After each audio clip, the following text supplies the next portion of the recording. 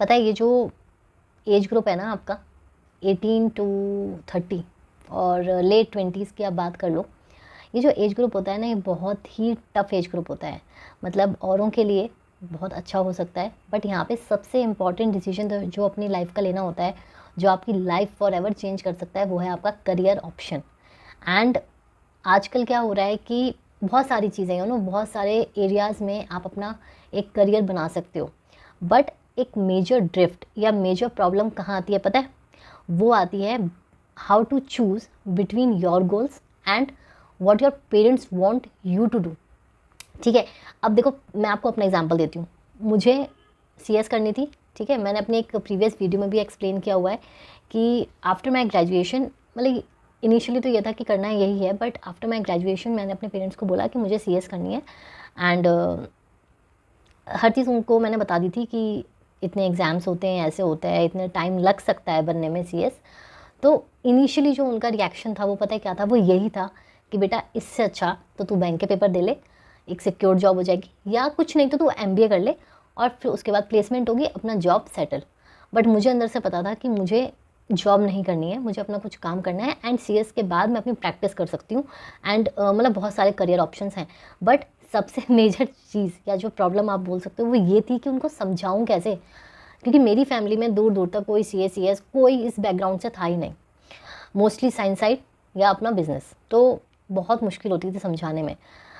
But क्या हुआ ना, एक चीज़ होती है, पेरेंट्स आपका कभी बुरा नहीं चाहते, they always want you to settle down हो जाओ अपने टाइमली और एक सिक्योर जॉब लो, शादी करो, अपना सेटल। बट होता क्या है ना कि ये चीज़ क्या है, उनके टाइम पे यही होती थी कि भाई 23-24 तक आप शादी कर लो, उससे पहले अपना करियर सेट हो जाता था, या तो जॉब लग जाती थी थोड़ी छोटी मोटी क्योंकि इतना कंपटीशन नहीं होता था, या फिर अपना बिजनेस खोल के बैठ जाओ, दुकान वुकान, एंड यू आर सेटल्ड। फिर शादी कर लो और फिर 1 साल के अंदर ही अपना बच्चे बच्चे करके अपनी लाइफ सेट। आजकल ऐसा नहीं होता, सिनेरियो चेंज हो चुका है, कंपटीशन बढ़ चुका है, और हर किसी का एक जो लाइफस्टाइल है ना उसका स्टैंडर्ड बहुत राइज हो चुका है। मतलब पहले आप अपने पेरेंट्स की ही शादी देखोगे, वीडियो देखोगे शादी की, तो आपको पता लगेगा क्या था, मतलब क्या पहना हुआ था। ठीक है, बहुत ही सिंपल सॉर्टेड, और कोई दिखावा नहीं, कुछ नहीं, अपना अपने तरह से वो बहुत सॉर्टेड थे। आजकल ऐसा नहीं है, आजकल छोटी छोटी चीज़ों के सेलिब्रेशन होते हैं, और हर चीज़ क्या होती है, एक स्टैंडर्ड आपका राइज हो चुका है as compared to the our parents. तो बहुत चीज़ें चेंज हो चुकी हैं। उस बीच में उनको ये चीज़ समझाने की, हाँ ये भी एक करियर ऑप्शन हो सकता है, भले ही टाइम लगे बट अच्छा हो सकता है। ठीक है, अब देखो इस वीडियो में मैं आप लोगों से यही बात करूँगी, मैं दोनों पॉइंट ऑफ व्यू से बात कर रही हूँ। एक जो स्टूडेंट्स हैं जो अपना करियर चूज़ करने वाले हैं उनके लिए भी, एंड सेकेंडली जो पेरेंट्स हैं उनके लिए भी। तो ज़्यादा से ज़्यादा इस वीडियो को शेयर करना, क्योंकि आई नो मतलब हर कोई इस डिलेमा से गुजर रहा होगा या गुजरेगा इन फ्यूचर, जो 11th-12th में स्टूडेंट्स हैं, या फिर अपना चल रहा होगा पक्का उनके किसी ना किसी नोन में। देखो सबसे पहली चीज़, आप अपने गोल को, जो भी आपका पैशन है, जो आपका करियर ऑप्शन है, उसको आप एनालाइज करो, मतलब उसको निचोड़ डालो हर तरीके से कि क्या उसके पॉजिटिव साइड्स हैं, क्या उसके नेगेटिव साइड्स हैं, कितना टाइम लगेगा, हर चीज़ उसकी निकाल लो, पूरी रिसर्च कर डालो अच्छी तरीके से, कहाँ स्कोप है, इंडिया में ज़्यादा स्कोप है, बाहर का स्कोप है, सब चीज़ें सॉर्ट कर लो। मन में देखो नेगेटिव थॉट्स आते हैं, ऑब्वियसली आते हैं कि क्या होगा क्या नहीं होगा, वो तो किसी के हाथ में नहीं है ना, बट आप अपने एंड पे एक रिसर्च तो कर सकते हो, एक बेटर एक कहीं एक पॉइंट पर तो स्टिक हो सकते हो ना कि हाँ अब मुझे इतना पता है, अब मुझे इस डायरेक्शन में मूव करना है। ठीक है, उसके बाद ही तो आप अपने पेरेंट्स को समझाओगे। एंड जैसे कि मैंने पहले बोला, कोई पेरेंट्स अपने बच्चों का बुरा नहीं चाहता, दे जस्ट वांट कि भैया कोई सिक्योर चीज़ में आप अपना करियर चूज़ करके सेटल हो जाओ। तो अगर आपको लगता है कि जो आपका करियर ऑप्शन है वो कोई भी हो सकता है, वो सीएस हो सकता है, एंड अपार्ट फ्रॉम एकेडमिक्स वो म्यूज़िक आर्ट कुछ भी हो सकता है, तो आप उसको परस्यू करो। बट उससे पहले अपने पेरेंट्स को कन्विंस करने के लिए खुद तो कन्विंस हो जाओ आपका इंटरेस्ट है या नहीं है। सबसे इंपॉर्टेंट चीज़ करियर में ये होती है कि आपका अपना इंटरेस्ट है या नहीं। आप ये देखो कि वो एक, जब आप उसको अचीव कर लोगे, आपको आपका क्या वर्क प्रोफाइल रहेगा, आप किस तरीके से काम करोगे, क्या आपको उसमें इंटरेस्ट आएगा। आप ये चीज़ें जब तक एनालाइज नहीं करोगे, और जब तक खुद अंदर से कॉन्फिडेंट नहीं होगे, आप अपने पेरेंट्स को कैसे समझाओगे।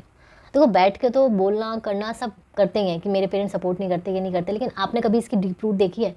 वो इससे दुश्मन तो है नहीं आपके जो आपको ही बोलेंगे कि भाई हम नहीं चाहते बस ये करें, हम नहीं चाहते बस ये करें, ऐसा कुछ नहीं है।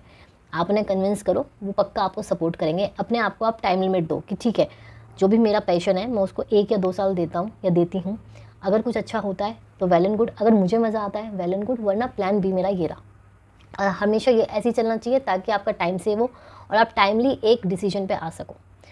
तो जैसे मैंने आपको अपना बताया, मैंने अपने पेरेंट्स को जब कन्विंस किया तो हाँ, इनिशियली उनका यही था कि भैया MBA कर लो, बैंक पेपर वेपर दे लो और अपना लाइफ सेटल करो, शादी भी करनी है। क्योंकि गर्ल्स के केस में तो मोस्टली ये चीज़ होती है कि 25-26 के हुए और शादी के हल्ला मचना शुरू हो जाता है कि भैया अब शादी की एज हो गई है, शादी करो, जो भी करना है शादी के बाद करना। और वो सबको पता है कि शादी के बाद कभी भी कुछ नहीं हो सकता।